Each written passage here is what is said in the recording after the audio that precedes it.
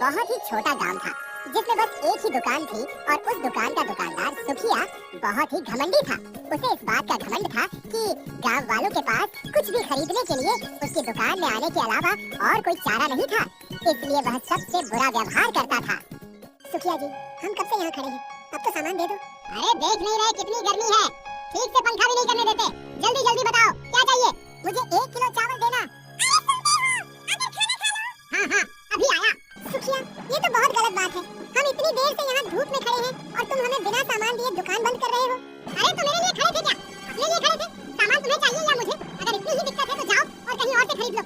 अपने घमंड में चूर सुखिया दुकान बंद करके चला गया और गाँव वाले चाहकर भी कुछ नहीं कर सकते सिवाय आपस में बात करने के। सुखिया की रोज रोज की यही कहानी थी। फिर एक दिन एक बूढ़े बाबा उसकी दुकान में आया और देखा सुखिया अपनी दुकान में सो रहा है। सुनो बेटा, बहुत जोर से भूख लगी है, कुछ खाने को मिलेगा। दिखाई नहीं देता मैं सो रहा हूँ, आ जाते हैं परेशान करने। जाओ बाद में आना। पर बेटा भूख तो मुझे अभी लगी है, फिर बाद में आकर क्या करूँगा। ठीक है बोलो क्या चाहिए। वो फल दे दो बेटा। धन्यवाद बेटा, भगवान तुम्हारा भला करे, तुम पर उनकी कृपा बनी रहे। रुको, मुझे कृपा नहीं, पैसे चाहिए पैसे। ये 20 रुपए हुए, चलो पैसे निकालो जल्दी। मैं तो एक गरीब बूढ़ा हूँ बेटे, मेरे पास पैसे नहीं है। क्या पैसे नहीं है? तो फिर यहाँ मुफ्त में मेरा समय बर्बाद करने आए हो? चलो जाओ यहाँ से, पता नहीं कहाँ से चले आते हैं। पैसे ना मिलने पर सुखिया गुस्सा हो गया और बिना सोचे समझे बाबा से अपने फल छीन लिए और उसे वहाँ से जाने को कहा। तभी पीछे से मनोज आ रहा था और उसने सुखिया को ऐसा करते हुए देखा और तुरंत वहाँ गया। रुको सुखिया, तुम क्या कर रहे हो? एक भूखे बूढ़े बाबा का अपमान, ये अच्छी बात नहीं है। बूढ़ा हो या जवान, मुझे मेरे पैसे चाहिए।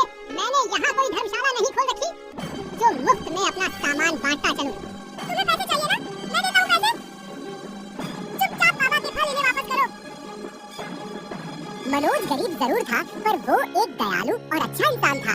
उसने सारे पैसे देकर सुखिया से फल खरीद लिए और वो फल बाबा को दे दिए।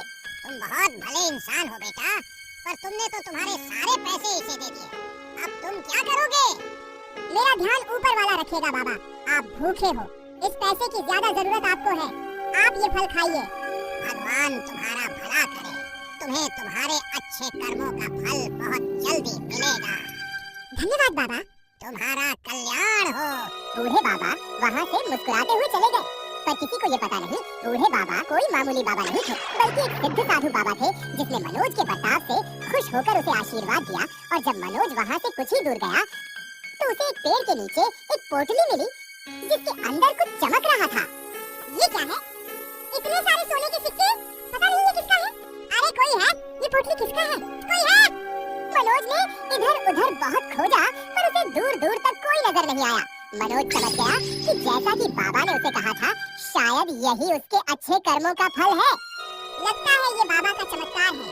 उन्होंने जाते जाते मुझसे कहा था कि मुझे मेरे अच्छे कर्मों का फल जल्दी ही मिलेगा। मनोज सोने के सिक्के से भरी पोटली लेकर वहाँ से चला गया और उसे बेचकर जो भी पैसे उसे मिले उसे उसने गांव में एक नई दुकान खोली जिससे लोगों को सुखिया जैसे घमंडी दुकानदार से छुटकारा मिल पाए।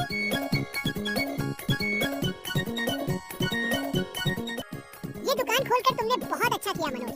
कम से कम अब हमें सुखिया के घमंड का सामना नहीं करना पड़ेगा। पर इतने सारे पैसे तुम्हारे पास आए कैसे?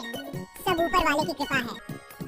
मनोज की दुकान खुलते ही लोगों ने सुखिया की दुकान में जाना बंद कर दिया, जिससे सुखिया जो गांव का सबसे अमीर आदमी था वो गरीब होने लगा।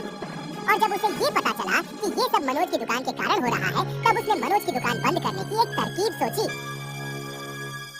इस मनोज के कारण मेरा ये हाल हुआ है, उसको तो मैं छोड़ूंगा नहीं। हो गई चोरी सुखिया। चोरी? तुम्हें कैसे पता? अब तुम्हारी दुकान तो चल नहीं रही, तो मनोज की दुकान बंद करवाने का सबसे अच्छा तरीका तो यही है कि उसकी दुकान का सारा सामान ही चोरी कर लो। क्यों, यही है ना तुम्हारी योजना? मुझे सब पता है, पर याद रखना सबको अपने कर्मों का फल मिलता है, चाहे कर्म अच्छे हो या बुरे। साधु बाबा की बात सुनकर सुखिया आश्चर्यचकित हो गया, क्योंकि उसने जो बात सोची थी वो सारी बातें साधु बाबा को पहले से ही पता थी। कौन हो तुम? मैं हूँ महर्षि मलकम। उस बूढ़े बाबा की असलियत जानकर सुखिया के होश उड़ गए, क्योंकि ये कोई मामूली इंसान नहीं बल्कि परम सिद्ध और चमत्कारी महर्षि मलकम थे, जिनके पास बहुत सारी शक्तियाँ थी। मुझे माफ कर दीजिए महर्षि, बहुत बड़ी गलती हो गई मुझसे, तो आपको पहचान नहीं पाया और आपका अपमान हूँ या कोई और, तुम्हें किसी का अपमान करने का हक नहीं है सुखिया। अपने घमंड में तुम इतने चूर हो गए कि लोगों का अपमान करना तुम्हारी आदत बन गई। वहीं मनोज गरीब होते हुए भी अपनी हैसियत से बढ़कर भी लोगों की मदद करने से पीछे नहीं हटता। इसलिए तो वो अपने अच्छे कर्मों से फल से आज अमीर हो गया और तुम अपने बुरे कर्मों से गरीब हो गए।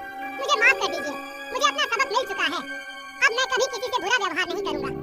ठीक है, इस बात को याद रखना और मनोज की दुकान का सारा सामान वापस रख दो। जो आज्ञा बाबा, आपका बहुत बहुत धन्यवाद। महर्षि मलकम वहाँ से गायब हो गए और सुखिया को उसका सबक मिल चुका था। उसने तुरंत चुराया हुआ सामान मनोज के दुकान में रख दिया और वहाँ से चला गया। उसके बाद सुखिया का घमंड हमेशा के लिए खत्म हो गया। धीरे धीरे उसके अच्छे व्यवहार के कारण लोग फिर से उसकी दुकान में आने लगे और अब रामगढ़ में दो दुकान थे।